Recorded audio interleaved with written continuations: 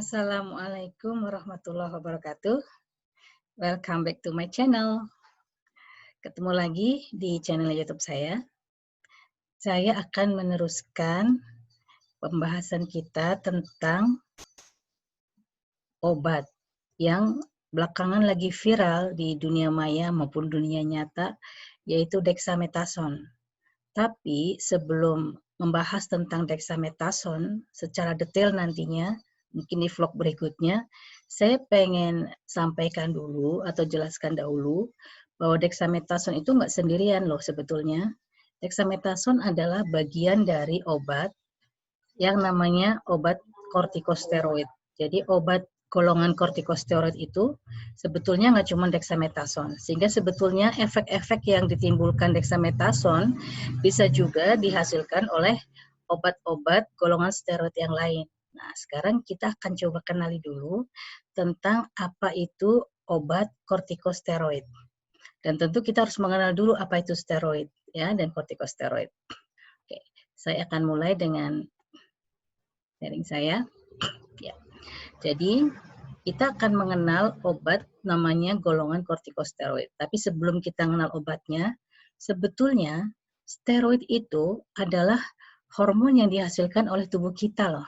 Jadi tubuh kita setiap hari menghasilkan hormon steroid, khususnya lagi adalah kortikosteroid, yang dihasilkan oleh suatu organ yang ada di atas ginjal, namanya kelenjar adrenal di atas ginjal, ya, renal itu ginjal.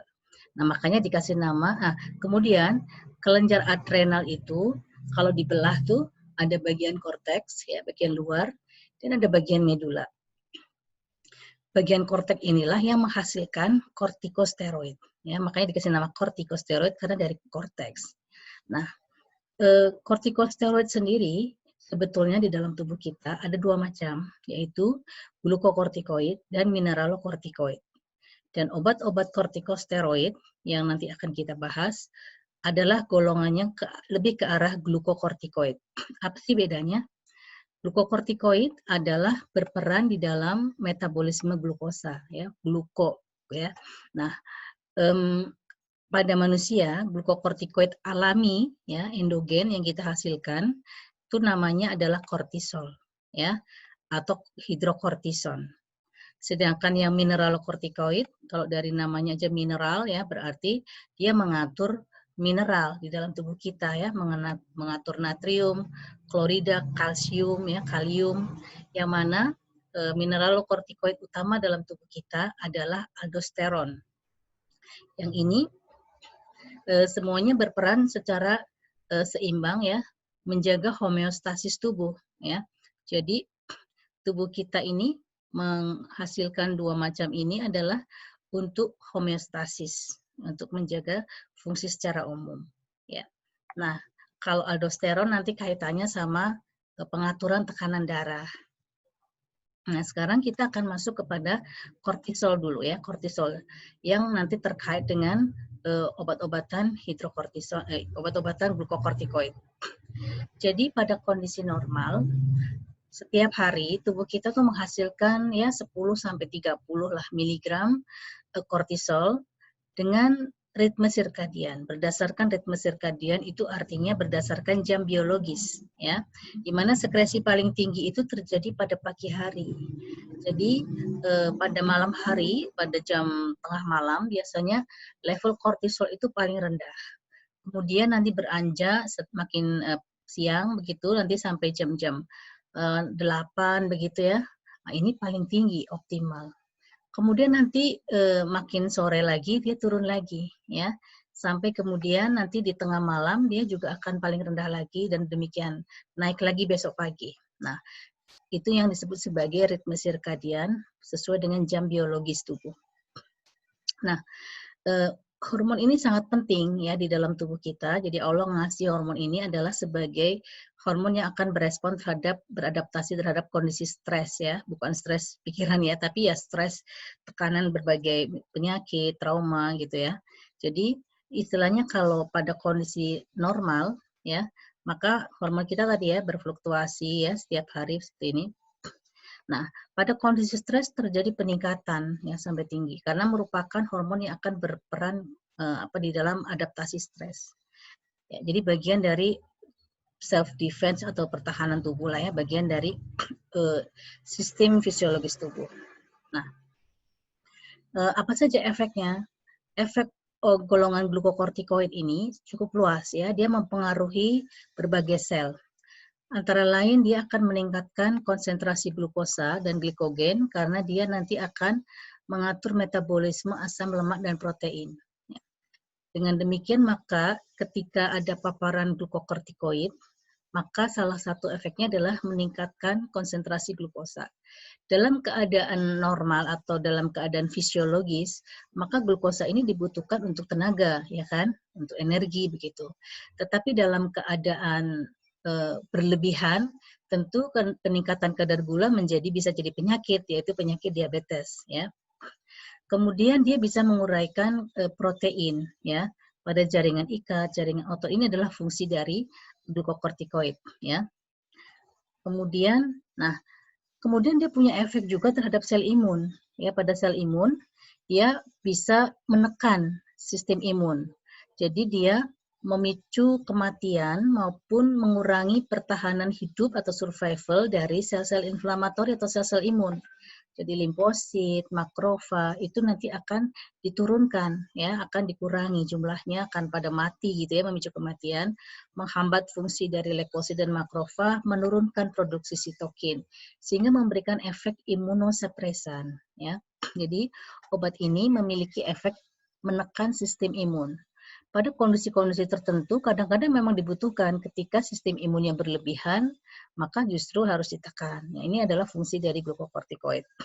Kemudian mekanisme lain dari senyawa ini adalah dia memiliki efek anti radang, ya, dengan menekan atau menghambat sintesis suatu asam arkidonat, ya, suatu bahan baku untuk mediator dari peradangan. Ya, jadi ini adalah efek-efek glukokortikoid sebagai hormon stres. Ya, dalam keadaan normal itu dibutuhkan.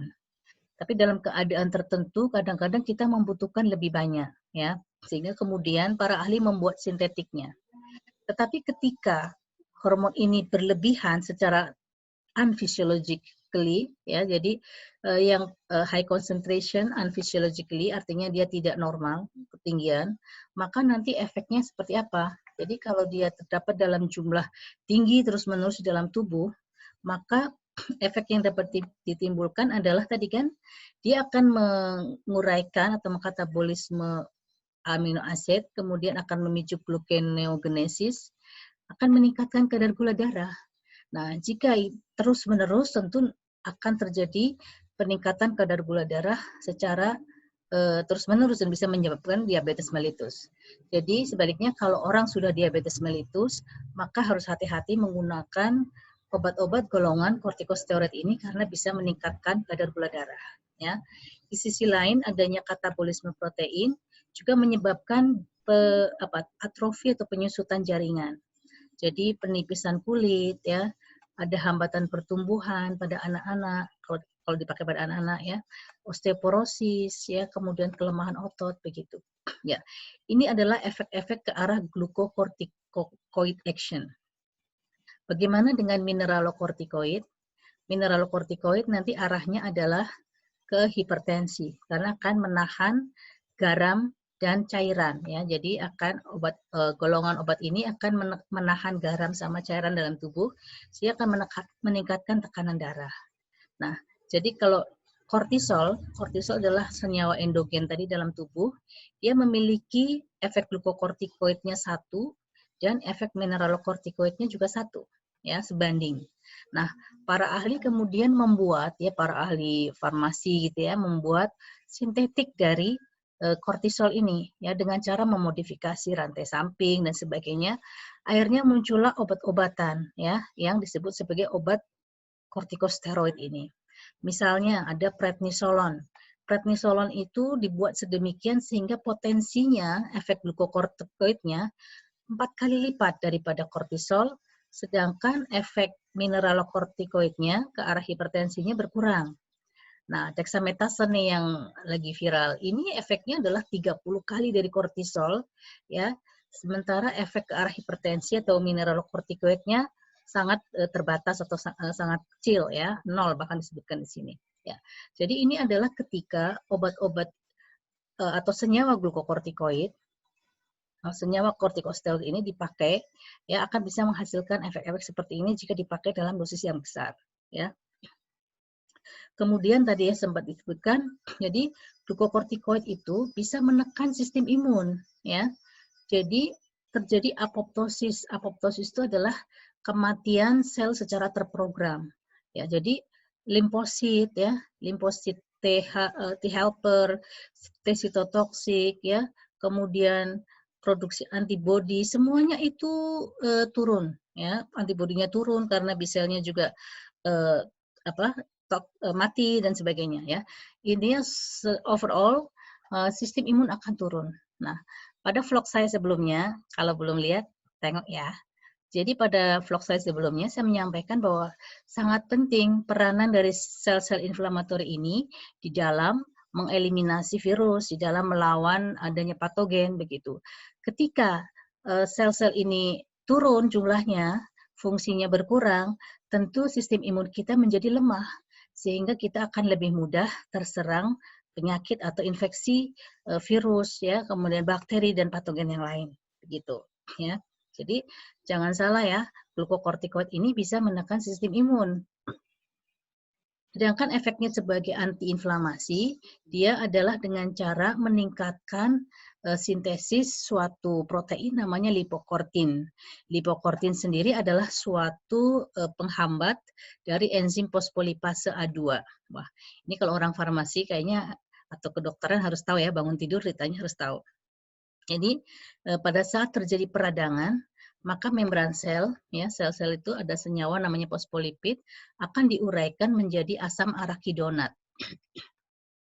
Asam arakidonat ini kemudian akan diuraikan lebih lanjut menjadi prostaglandin dan juga mediator yang lain, yang ini merupakan mediator peradangan. Jadi bikin menjadi inflamasi atau radang. Sehingga ketika ada lipokortin, kemudian menghambat dari fosfolipase A2 ini, maka ini juga akan terhambat semua, sehingga tidak terjadi peradangan. Itu adalah mekanisme dari obat golongan kortikosteroid di dalam menjadi antiinflamasi atau anti radang. Ya.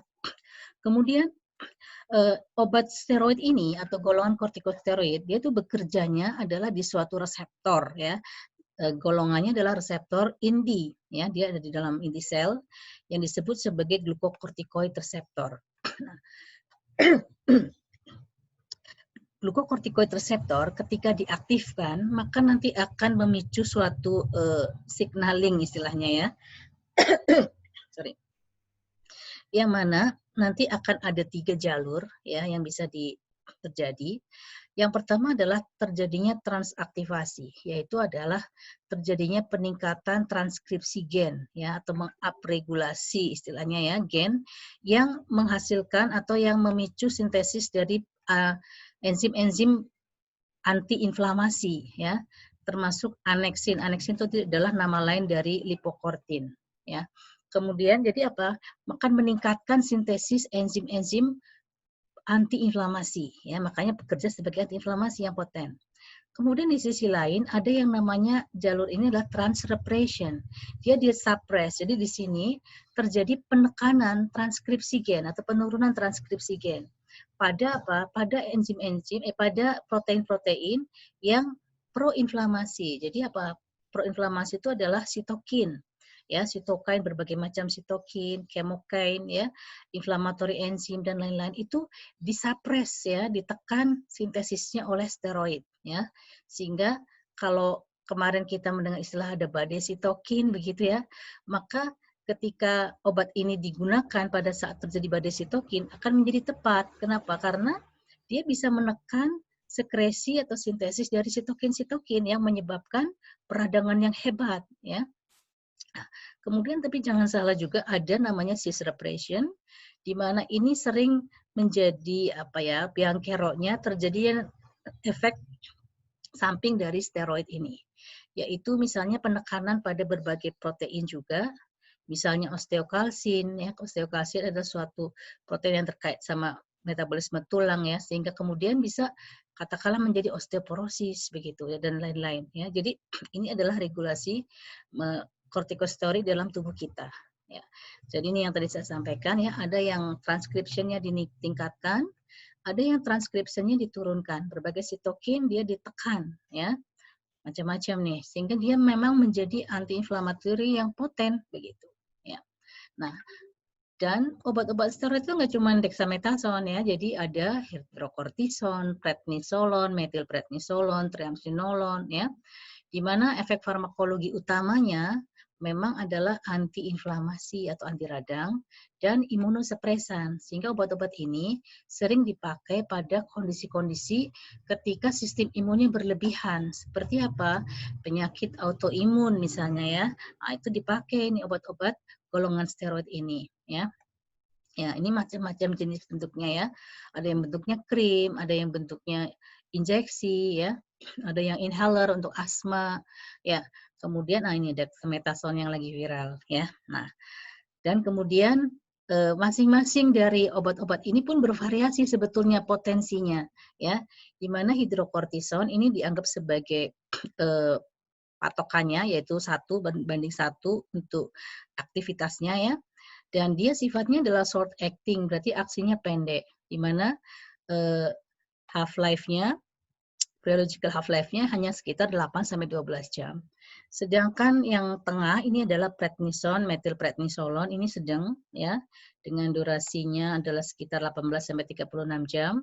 Nah, dexamethasone yang lagi rame adalah dia termasuk long acting dan potensinya termasuk yang tinggi ya. Jadi di sini perbandingannya bisa sampai 25-30 kali dari senyawa endogen ya, sehingga apa? Dosis yang dibutuhkan juga menjadi kecil dibandingkan dengan hidrokortison untuk mendapatkan efek yang sama. Oke. Ya. Jadi demikian teman-teman, kita mengenal dulu tentang macam-macam obat golongan kortikosteroid. Jadi dexamethasone adalah hanya salah satu saja dari obat golongan kortikosteroid ya. Sehingga efek-efek samping dari efek farmakologi maupun efek samping juga kira-kira hampir sama dengan obat-obat steroid yang lain. Nah, oke ya. Sementara gitu dulu, dan nantikan vlog saya berikutnya. Saya akan kupas khusus tentang dexamethasone dan efek-efek samping yang bisa dihasilkan. Oke, jangan lupa subscribe, share, like, dan komen boleh. Mungkin boleh request juga topik apa yang pengen dibahas lagi untuk vlog saya berikutnya. Oke, sampai jumpa di vlog saya berikutnya. Assalamualaikum warahmatullahi wabarakatuh.